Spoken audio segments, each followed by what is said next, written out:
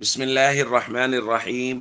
عن عائشة رضي الله تعالى عنها أنها زفت امرأة إلى رجل من الأنصار، فقال نبي الله صلى الله عليه وسلم: يا عائشة، ما كان معكم لهو، فإن الأنصار يعجبهم اللهو.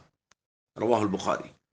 سیدہ عائشہ رضی اللہ تعالیٰ عنہ بیان فرماتی ہے کہ انہوں نے ایک دلہن کی رخصتی کی ایک انصاری صحابی کی طرف، تو نبی کریم صلی اللہ علیہ وسلم نے فرمایا: اے عائشہ، کیا تمہارے پاس کوئی لہو، کوئی دف بجانے والا نہیں تھا؟ کیونکہ انصار کو دف پسند ہے۔ دوستو، یہ ایک واقعہ ہے جو مختلف الفاظ کے ساتھ منقول ہے۔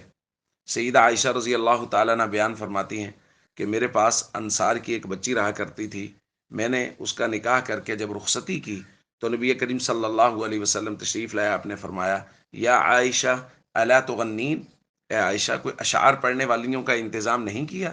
فإن هذا الحي من الانصار يحبون الغناء، چونکہ انصار کا یہ جو قبیلہ ہے یہ اشعار وغیرہ پڑھنے کو پسند کرتا ہے۔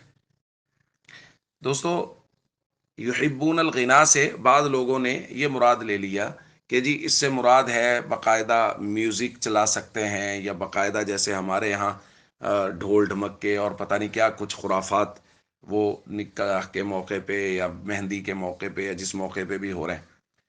تو یاد رکھیے، اسی روایت کی تشریح ایک دوسری روایت میں موجود ہے۔ سیدہ عائشہ رضی اللہ تعالیٰ عنہ بیان فرماتی ہیں، ابن ماجہ میں یہ روایت ہے کہ جب بچی کی رخصتی ہوئی تو نبی کریم صلی اللہ علیہ وسلم نے آ کے پوچھا: ارسلتم معها من تغنی، کسی کو بھیجا ہے جو بچی ساتھ اشعار پڑھتی جاتی رخصتی کے وقت؟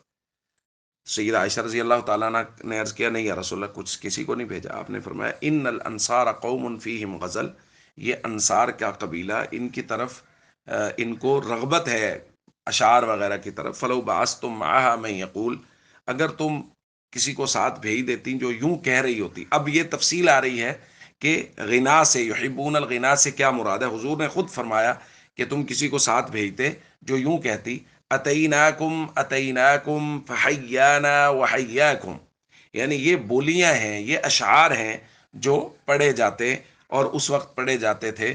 اس میں کہیں میوزک کا یا اس طرح کا کوئی تذکرہ نہیں ہے۔ ہاں، زیادہ سے زیادہ ہمیں بعض روایات میں دف کا تذکرہ ملتا ہے کہ دف بجا لینا، اس کی گنجائش موجود ہے اور وہ بجا لیا جائے، اور بالکل اس سے منع بھی نہیں ہے اگر دف اپنی اصلی حالت میں ہو۔ ہمارے جیسے دف جو بن گئے ہیں ان کے ارد گرد گھنگرو باندھ دیے گئے ہیں اور پتہ نہیں کیا کچھ اس کے اندر چیزیں شامل کر دی گئی ہیں، نہیں، بالکل ہلکا سا جیسے ایک دف کی شکل ہوتی ہے جس میں باقاعدہ چھنکار نہیں ہوتی، اس کی گنجائش بھی ہے، ایسا کیا جا سکتا ہے۔ لیکن یہ جو ہمارے یہاں خرافات شروع ہو گئی ہیں، شریعت میں کہیں بھی اس کی گنجائش نہیں ہے۔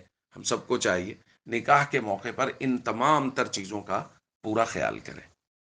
السلام علیکم ورحمۃ اللہ وبرکاتہ۔